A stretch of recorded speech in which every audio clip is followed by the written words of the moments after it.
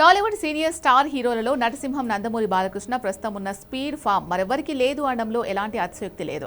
అఖండ సినిమాతో టాలీవుడ్ బాక్సాఫీస్ వద్ద సృష్టించిన సునామీ తర్వాత బాలయ్య వెనక్కి తిరిగి చూసుకోలేదు.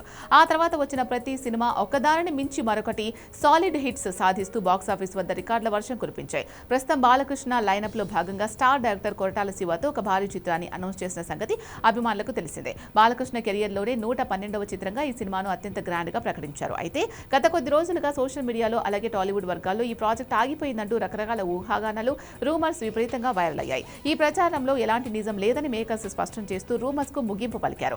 సినిమా ఆగిపోలేదని ప్లాన్ ప్రకారమే ట్రాక్ లో ఉందని క్లారిటీ ఇచ్చారు. దీంతో ఈ కాంబినేషన్ కోసం కాచు కూర్చున్న నందమూరి అభిమానులు సంతోషాన్ని వ్యక్తం చేస్తున్నారు. ప్రస్తుతం బాలకృష్ణ తన 111వ సినిమా షూటింగ్ లో బిజీగా ఉన్నారు. ఈ సినిమా షూటింగ్ సమయంలో జరిగిన చిన్న గాయం కారణంగా బాలయ్య కొద్ది రోజులు గ్యాప్ తీసుకున్నారు. ఆ గాయం నుంచి కోలుకున్న తర్వాత ప్రస్తుత ప్రాజెక్టును పూర్తి చేసి వెంటనే కొరటాల శివ దర్శకత్వంలో తెరకెక్కే NBK 112 సినిమాను తెరకెక్కించేందుకు ప్రణాళికలు సిద్ధం చేస్తున్నారు.